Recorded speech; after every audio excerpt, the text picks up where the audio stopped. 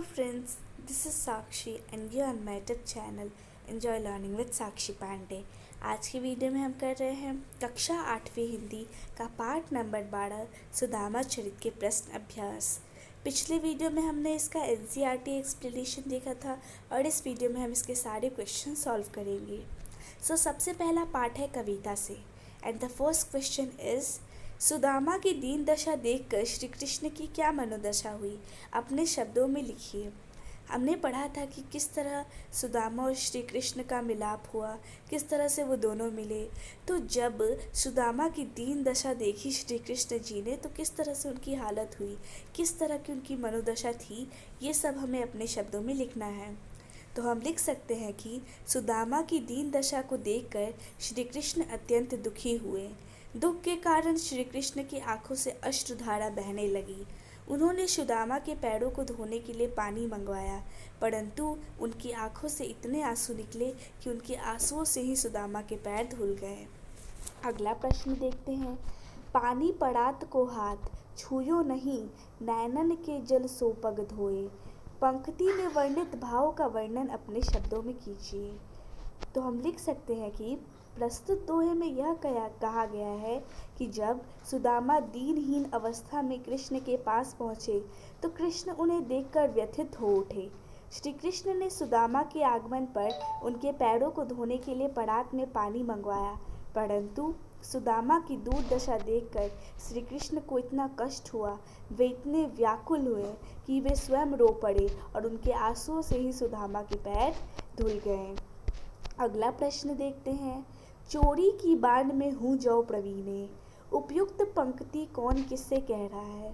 तो जैसा कि हमने पाठ में पढ़ा था, उपयुक्त पंक्ति श्री कृष्ण अपने बाल सखा सुदामा से कह रहे हैं। इस कथन की पृष्ठभूमि स्पष्ट कीजिए।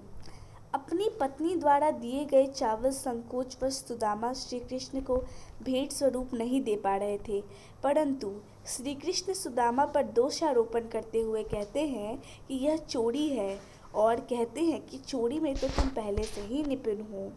अगला प्रश्न। इस उपालंब के पीछे कौन सी पौराणिक कथा है।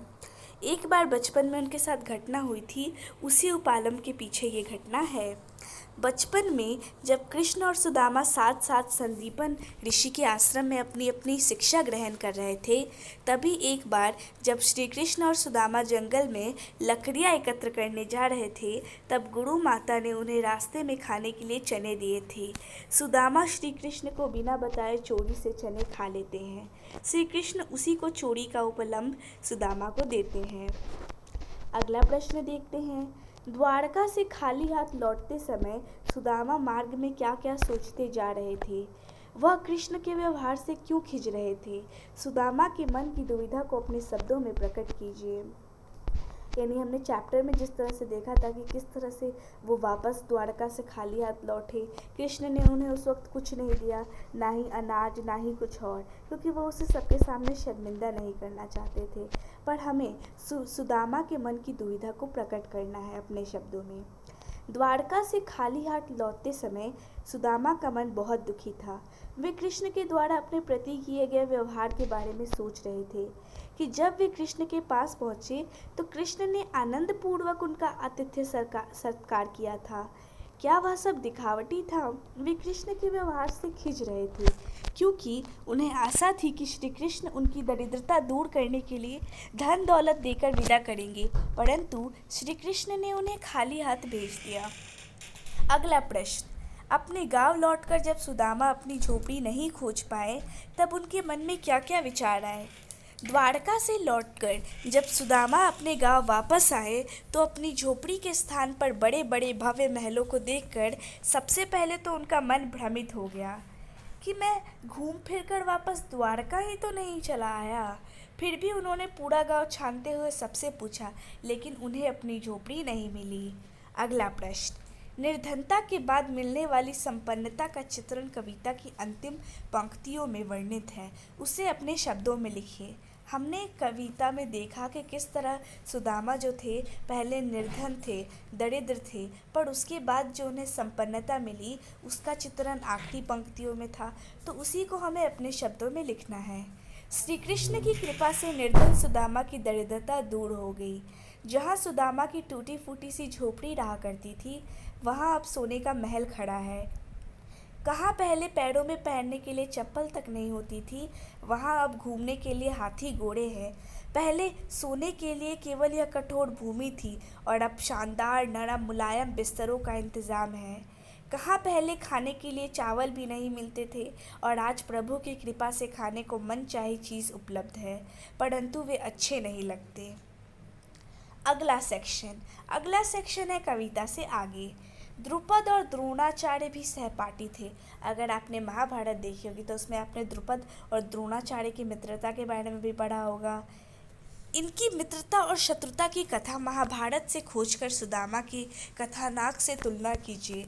तो पिछले कक्षा में जब हम 7th में थे तो हमने उन महाभारत पढ़ा था, तो उसी से हमें इनकी मित्रता और शत्रुता के बारे में लिखना है।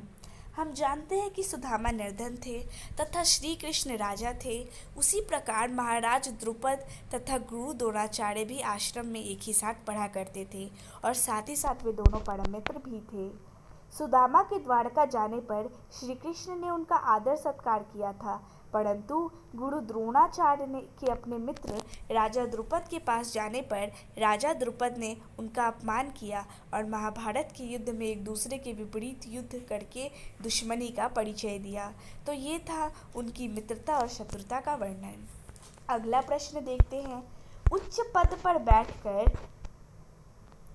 पद पर बैठकर या पहुंचकर या अधिक समृद्ध होकर व्यक्ति अपने निर्धन माता पिता भाई बंधुओं से नज़र फेरने लग जाता है। ऐसे लोगों के लिए सुदामा चरित्र कैसी चुनौती खड़ा करता है। उच्च पद पर पहुंचकर लोग अक्सर अपने सगे संबंधी अपने मित्रों को भूल जाते हैं। ऐसे लोगों को सुदामा चरित्र से शिक्षा ग्रहण करनी चाहिए। यह रचना ऐसे लोगों के लिए एक सबक है जिससे हमें यह शिक्षा मिलती है कि अधिक से अधिक समृद्ध हो जाने पर हमें अहंकार वश किसी को तुच्छ नहीं समझना चाहिए। अगला सेक्शन अनुमान और कल्पना। अनुमान कीजिए, यदि आपका कोई अभिन्न मित्र आपसे बहुत वर्षों बाद मिलने आया तो आपको कैसे अनुभव होगा। मान लीजिए आपको कोई बहुत पुराना फ्रेंड नर्सरी LKG उस क्लास का आपसे अचानक मिले तो आपको कैसा लगेगा। यदि कोई मित्र बहुत वर्षों के बाद हमसे मिलने आए तो हमें बहुत खुशी होगी, जाहिर सी बात है। उसके प्रति हमारा यह कर्तव्य है कि हम उसका आदर सत्कार करना चाहिए, साथ ही साथ उसका कुशल मंगल भी पूछना चाहिए।